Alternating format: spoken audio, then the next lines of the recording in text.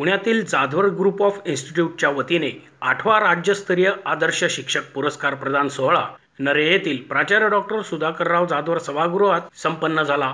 यावेळी सावित्रीबाई फुले पुणे विद्यापीठाचे कुलगुरू डॉक्टर पराग काळकर, कोहिनूर ग्रुपचे संस्थापक अध्यक्ष ज्येष्ठ उद्योजक कृष्णकुमार गोयल, अभिरुची मॉलचे सुनील भिडे, संस्थेचे अध्यक्ष प्राचार्य डॉक्टर सुधाकर जाधवर, उपाध्यक्ष ॲडव्होकेट शार्दूल जाधवर, खजिनदार सुरेखा जाधवर यांच्यासह अनेक मान्यवर उपस्थित होते। आदर्श शिक्षण संस्था चालक म्हणून सिंहगड टेक्निकल इन्स्टिट्यूट सोसायटीचे संस्थापक अध्यक्ष प्राध्यापक M.N. नवले, आदर्श कुलगुरू म्हणून विश्वकर्मा विद्यापीठाचे कुलगुरू डॉक्टर सिद्धार्थ जबडे, आदर्श प्राचार्य म्हणून टिकाराम जगन्नाथ कला, वाणिज्य आणि विज्ञान महाविद्यालयाचे प्राचार्य डॉक्टर संजय चाकणे आणि H.V. देसाई कला, वाणिज्य, विज्ञान महाविद्यालयाचे प्राध्यापक डॉक्टर गणेश राऊत यांना आदर्श शिक्षक पुरस्काराने गौरवण्यात आले। पुणेरी पगडी, सन्मानपत्र, सन्मान चिन्ह असे पुरस्काराचे स्वरूप होते। राष्ट्रीय शैक्षणिक धोरणात वेगवेगळे प्रयोग केले जात आहेत। विद्यार्थी हा परीक्षार्थी न होता त्याचा सर्वांगीण विकास करण्याच्या दृष्टीने काम सुरू आहे। अनेक राष्ट्रांच्या तंत्रज्ञानाची भूक भागवण्यासाठी भारताकडे विचारणा होत आहे। भारतातील तरुणांनी जगावर राज्य करावे यासाठी पुढचा 25 वर्षांचा सुवर्णकाळ आहे असे सांगून सावित्रीबाई फुले पुणे विद्यापीठाचे कुलगुरू डॉक्टर पराग काळकर म्हणाले, आयुष्यामध्ये सकारात्मक बदल करण्याची ताकद शिक्षणामध्ये आहे।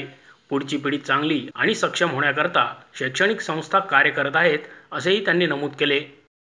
ज्या डेमोग्राफिक डिव्हिडंडचा उद्देश झाला, खरं तर मागच्या 15 दिवसापूर्वीच आपल्या महाराष्ट्र शासनाला अशी विनंती जर्मन काउन्सिलेटकडे झाली आहे की त्यांना पुढच्या काळात 5 टेक्नॉलॉजी मुलं जर्मनीमध्ये नोकरीसाठी पाहिजे आहेत आणि महाराष्ट्र शासनाबरोबर ते करार करायला सुद्धा तयार आहेत। तंत्रज्ञानाने युक्त असणारे 5 लाख विद्यार्थी आज जर्मनीसारख्या एका प्रगत राष्ट्राला पाहिजे। माझ्याकडे अनेक राष्ट्रांच्या ज्ञानाची, अनेक राष्ट्रांच्या तंत्रज्ञानाची भूक भागवण्यासाठी भारताकडे आज विचारणा होत आहे। त्यामुळे हे राष्ट्रीय शैक्षणिक धोरण जेव्हा राबवत असतो आपण, तेव्हा आपल्याला लाईफ लॉंग एज्युकेशनचा सुद्धा विचार केला पाहिजे। आणि जसं वर्गातलं शिक्षण महत्त्वाचं आहे, इंटरॅक्शन महत्त्वाची आहे, बहुआयामी व्यक्तिमत्व तयार करणं महत्त्वाचं आहे, तसंच आपल्या जगाला, आपल्या या तरुणांनी आपल्या जगावर चांगलं राज्य करावं, ज्याला आपण म्हणतो की जो अमृतकाल आपला आहे, पुढच्या 25 वर्षामध्ये जे आपले तरुण आहेत ते या सगळ्या प्रगतीसाठी तयार होतील आणि जगातल्या अनेक नामवंत कंपन्यांमध्ये आपलं कार्य निश्चितपणे देतील। कृष्णकुमार गोयल म्हणाले, चांगले विद्यार्थी आणि नागरिक निर्माण करण्यासाठी संस्था प्रयत्न करतात। राजकारण, समाजकारण प्रत्येक क्षेत्रात आपले चांगले कार्य करत पुढे जायला हवे। शिक्षणासोबत इतर गोष्टी देखील शिकून पुढे जायला हवे। आयुष्यात काय व्हायचे आहे हे विद्यार्थी दशेतील वयात ठरवायचे असते। ज्या दिशेला जायचे त्या दिशेला प्रयत्नपूर्वक जाऊन यशस्वीतेचा पाठलाग करायला हवा। मी म्हणून विद्यार्थीचं बरेचसे कॉलेज दिसतात मी त्यांना हे सांगेन, हे वय आहे, आपल्याला आयुष्यात काय व्हायचंय हे ठरवायचं हे वय आहे। नुसतं टंगल दिवाळी करून उपयोग नाहीये, पण आपल्याला आयुष्यात पुढं कुठं जायचंय, काय व्हायचंय, आपले उद्योजक व्हायचे, बँकर व्हायचे, सामाजिक कार्यकर्ते व्हायचे, राजकीय पुढारी व्हायचे, जे काय व्हायचं असेल, चांगला कलाकार व्हायचे, सांस्कृतिक क्षेत्रात यश मिळवायचे, कला क्षेत्रात यश मिळवायचे, स्पोर्ट्समध्ये पुढे जायचे, तुमची इच्छाशक्ती ज्याच्यामध्ये असेल, तुमची आवड ज्याच्यामध्ये असेल त्या आवडीवर तुम्ही लक्ष केंद्रित करा आणि त्या दृष्टीने त्या प्रयत्नांचा पाठलाग करा। प्रयत्नांची परमेश्वर म्हणतात ना की, आणि ह्या सर्व करत असताना अपयश येतं, सुरुवातीला अपयश येतं, पण अपयश हीच यशाची पहिली पायरी आहे असं वाक्य आमच्या संस्थेत लिहिलेलं मी पाहिलं होतं आणि ते वाक्य डोळ्यात समोर ठेवून सगळ्या गोष्टींची सुरुवात केली। गरिबीत सुद्धा गरिबीची लाज कधी वाटू द्यायची नाही, असलो तरी आज तर कोणाची त्या परिस्थितीची लायकी नाही, कारण आज सगळ्यांना 1 किंवा 2 मुलं आहेत, त्यामुळे सगळ्यांना व्यवस्थित सगळ्या आई वडील सर्व लाड तुमचे करतात। पण जेव्हा आई वडील लाड करतात त्या लाडासाठी त्याचं गैरफायदा आपण होता कामा नये। ते लाड का करतात तर माझा मुलगा, माझी मुलगी ही चांगलं शिक्षण घ्यावी, चांगलं नागरिक बनावी, चांगलं काहीतरी त्याने स्वकर्तृत्व करून दाखवावं असं या विचारात ते करत असतात। प्राध्यापक M.N. नवले म्हणाले, पूर्वी शिक्षकांमध्ये असलेला साधेपणा, चांगुलपणा आता काही प्रमाणात नाहीसा होताना दिसत आहे। तुमचा प्रवास कसाही असो, ध्येय आणि आत्मविश्वास मात्र हवा, त्यातून पुढे यशस्वी वाटचाल करता येते। मार्ग खडतर असतात, त्यावरून जायलाच हवे। शिक्षक हे राष्ट्र घडवण्यात मोठे योगदान देतात, त्यामुळे शिक्षकांनी प्रामाणिकपणे काम करावे। आर्टिफिशियल इंटेलिजन्स एवढा मोठा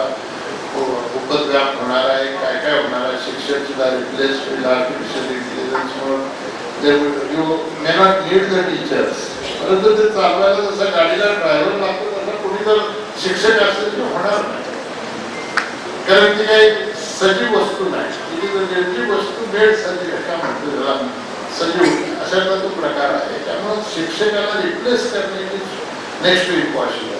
शिक्षक हा शिक्षक राहणार नाही. शिक्षकांना जसे बदल होते तसे नवीन टेक्नॉलॉजी आत्मसात करत गेलंच पाहिजे.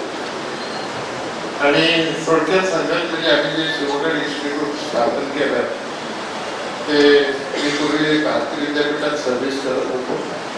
सर्व्हिस करत असताना वेगवेगळे अनुभव आले आणि त्या बेसिसवरती मी जेव्हा बाहेर पडलो त्यावेळी संस्थेची स्थापना केली आणि पहिल्या वेळी काही जॉईंट पॉलिटेक्निक बंद पडलं होतं फलटणला, त्यावेळी टेक ओव्हर करून पुण्यात शिफ्ट केलं. तिथून आपली सुरुवात झाली.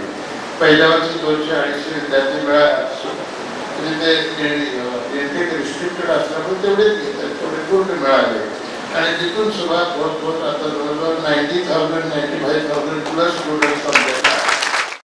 प्राध्यापक गणेश राऊत म्हणाले, विद्यार्थी कधीही बिघडलेले नसतात. शिक्षकांनी स्वतःमध्ये बदल करून शिक्षण द्यायला हवे. शिक्षक होणे हे अत्यंत जिकरीचे होत चालले आहे. वाचणे, लिहिणे, ऐकणे, बोलणे या सर्व गोष्टींचा सामना करावा लागत असल्याने या दिशेकडे येणाऱ्यांचे प्रमाण कमी आहे. अलीकडे परिस्थिती बदलत चालली. गेली 10 वर्ष मी जेव्हा पहिला तास घेतो तेव्हा विद्यार्थ्यांना असं विचारतो, तुमच्यापैकी किती लोकांना शिक्षक व्हायचं आहे? दुर्दैवानं आता इथे हा सिनियर कॉलेजच्या विद्यार्थ्यांचा वरती येत नाही. सगळ्यांना MPSC UPSC व्हायचंय. मी त्यांना असं सांगतो, जर तुमच्यापैकी एकालाही चांगलं शिक्षक व्हायचं नसेल तर तुमच्या मुलांना कुठून चांगले शिक्षक मिळणार आहे? त्यामुळे शिक्षक होणं हे अत्यंत जिकिरीचं होत चाललंय. कारण शिक्षणाच्या त्याची जी प्रोसेस आहे ते शिक्षक होण्याची वाचणे, लिहिणे, ऐकणे, बोलणे, देणे, घेणे, वागणे, धडपडणे, उठणे, शिकवणे, हरणे, मारणे, समजावणे, स्वीकारणे, नाकारणे एवढ्या सगळ्या गोष्टी जर त्याला आयुष्यामध्ये सामना करावा लागत असतील तर कोण BEd केल्यानंतर या सगळ्या मार्गाकडे येईल? परंतु हा सगळा प्रवास लहानपणापासून सुखकर झाला. शिक्षकांनी एका विशिष्ट क्षणी हातामध्ये खडू दिला.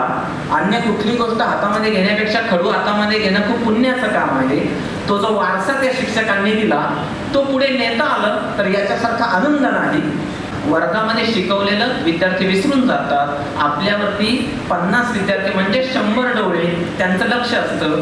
गुरु दिवसा पण तपासलं पाहिजे, गुरु रात्री पण तपासला पाहिजे, त्याला त्याच्या अध्ययनात बघितलं पाहिजे, त्याच्या पलीकडे जाऊन बघितलं पाहिजे.